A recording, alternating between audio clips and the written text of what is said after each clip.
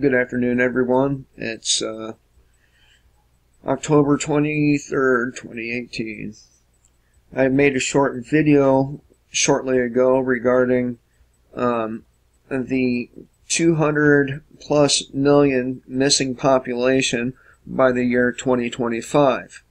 I'm going to go into a much more in-depth in this video so we know where all this information is coming from and perhaps how we can do some personal reflection on what the fuck we're going to do as individuals. Now, this comes from the bottom of the page at Deagal.com. You people really need to check it out. You really do.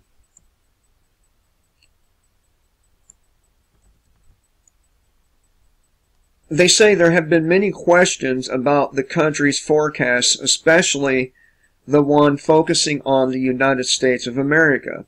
They won't be answered one by one, but below you can find some explanation, thoughts, and reflections. We are going to keep this as short as possible.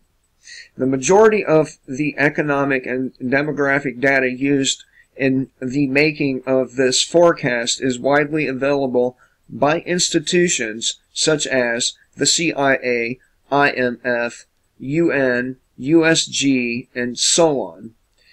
You can see the most relevant data at every single country's page.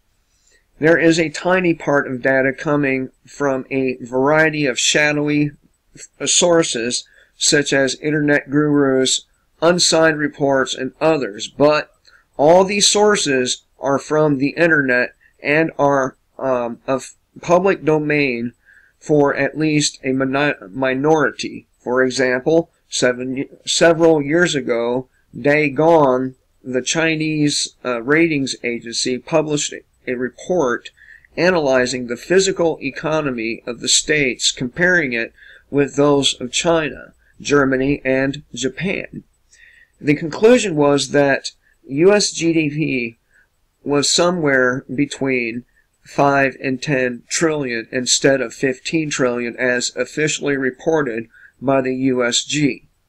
We assume that the official data, especially economic, released by governments is fake, cooked, or distorted in some degree. Historically, it is well known that the former Soviet Union was making up fake statistics years before its collapse. Western as well as other countries are making up their numbers today to conceal their real state of affairs. We are sure that many people out there can find government statistics in their own countries that by their own personal experience are hard to believe or are so optimistic that they belong in a different country. Despite the numeric data, quantity, there is a quality model which has not a direct translation into numeric data. The 2014 strain of Ebola has a death toll of, or death rate of 50 to 60%. But try to imagine what would happen if there is a pandemic of Ebola with hundreds of thousands or even millions infected with the virus. So far, the few cases of Ebola-infected people have enjoyed intensive health care with antiviral and breathing assistance, but above all, with abundant human support by physicians and nurses. Okay, in a pandemic scenario, that kind of health care won't be available for the overwhelming number of infected, leading to a dramatic increase of the death rate due to lack of proper health care. Now, let me stop right there for just a second, and let me tell you, I've been absent for almost a week because I got so sick. My temperature got pretty close to brain boiling.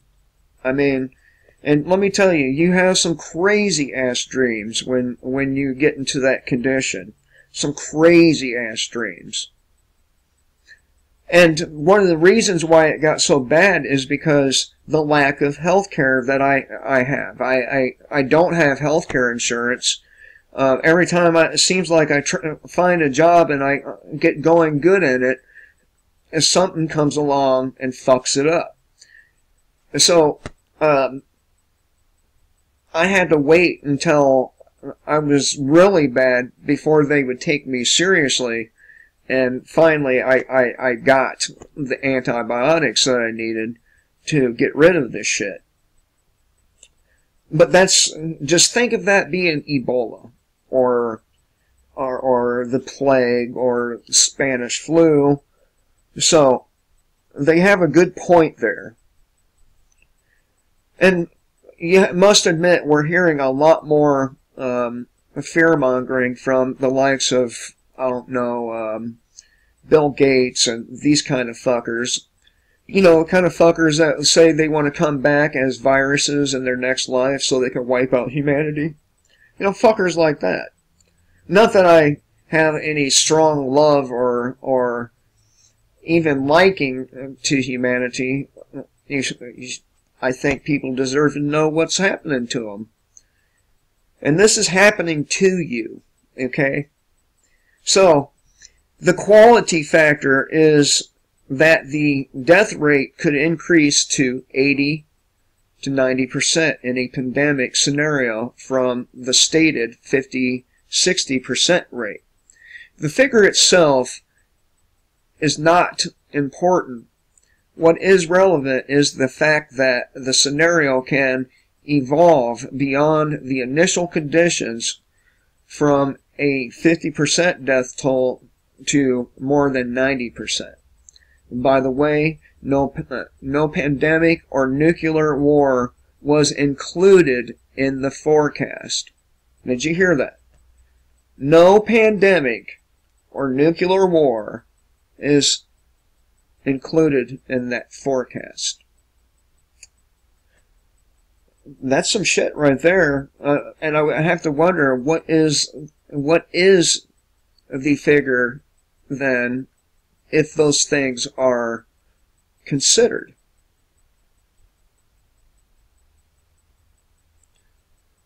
You have to remember, we have pulled out of treaties recently. You have to remember, Russia and China have developed hypersonic nuclear weapons. You have to remember that most of the countries on this planet are pretty fucking sick of the United States. Pretty fucking sick of us. And, you know, maybe we should be thinking about that. Just how sick and tired of our country the rest of the world is. Fuck. I'm sick and tired of our country. If I can live on Mars, I would go live on Mars. Seriously. Okay, so they say the key element to understand the process that the U.S. will enter in the upcoming decade is migration. In the past, especially in the 20th century, the key factor that allowed the U.S. to rise to its colossal status was immigration, with the benefits of demographic expansion, supporting the credit expansion and the brain drain from the rest of the world, befitting the states. The collapse of the Western financial system will wipe out the standard of living of its population while ending Ponzi schemes such as the stock exchange and the pension funds.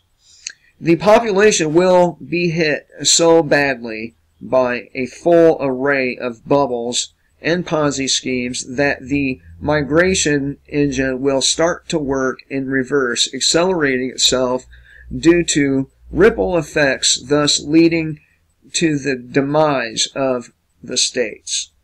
The unseen situation for the states will develop itself in a cascade pattern with unprecedented and devastating effects for the economy.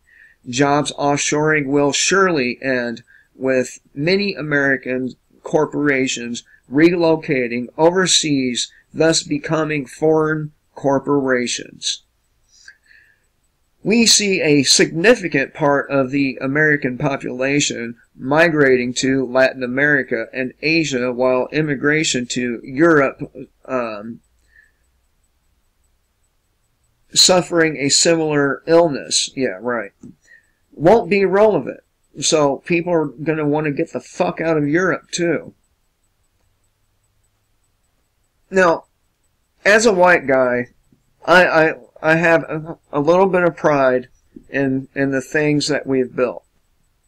But the problem is, we've allowed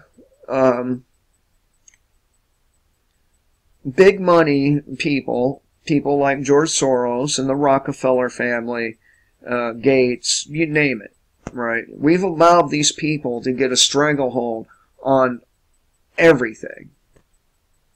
On everything. Now we have no say-so in our own lives because some control-freak billionaires want things one way while we want things a whole another way.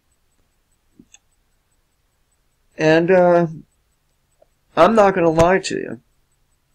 I will be glad the day when the day comes that it all fucking falls apart.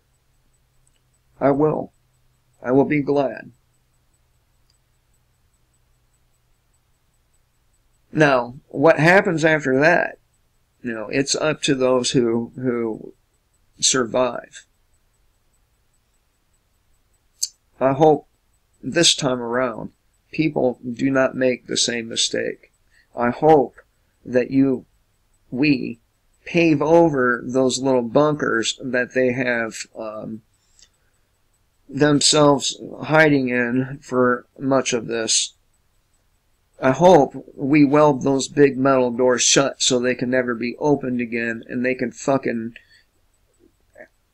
live among their own control freaks. I hope. I do.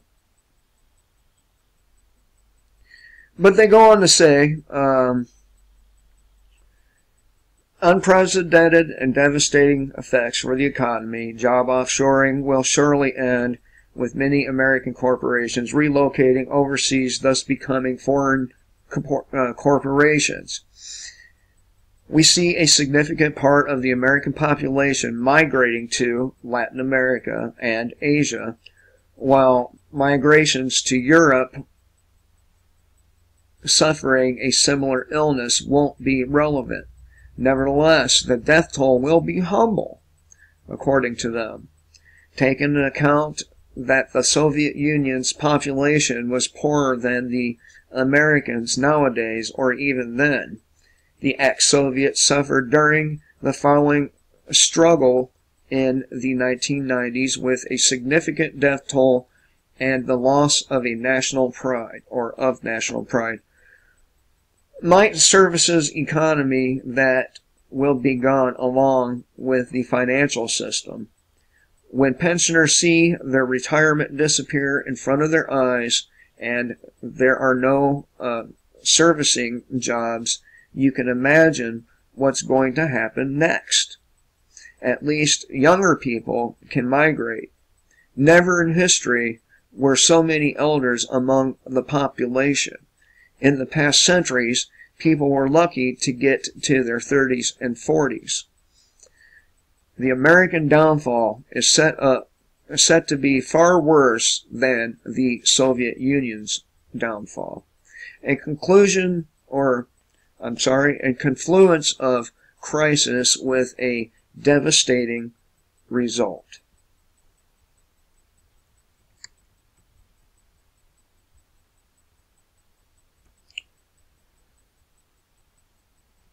The demographic crisis in the former Soviet Union countries has extended for over 2 decades.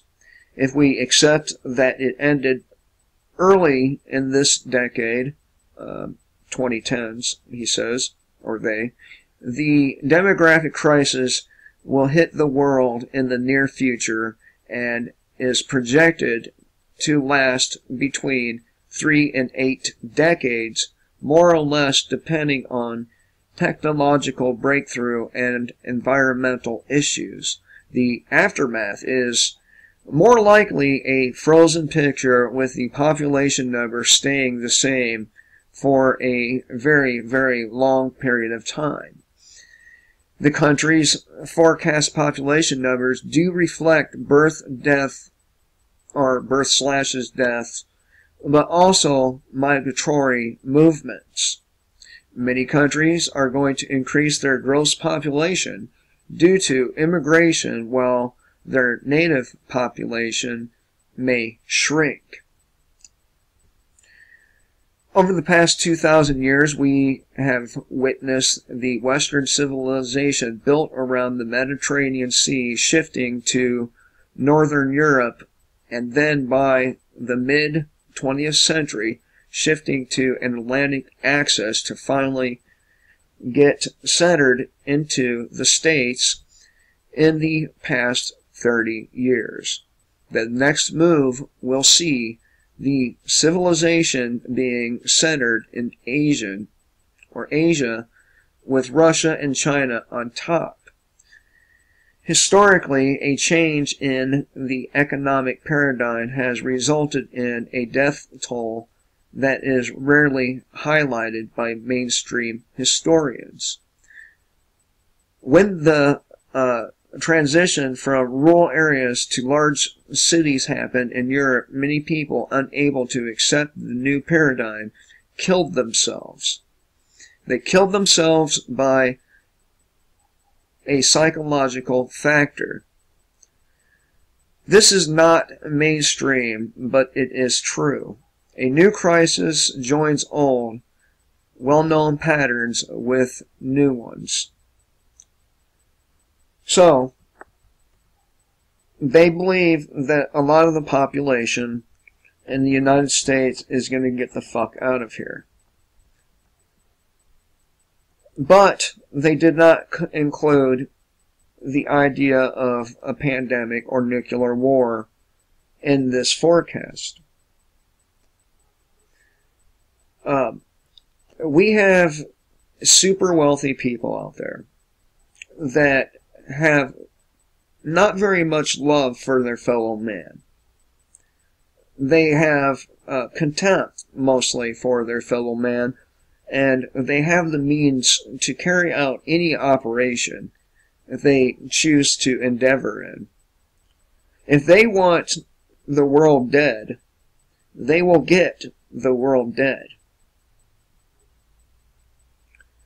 Just remember, some of us are going to have to remain here. Some of us are going to have to deal with it. And I venture to say it's going to be, the poorest people. Take it easy, people. Have a good day.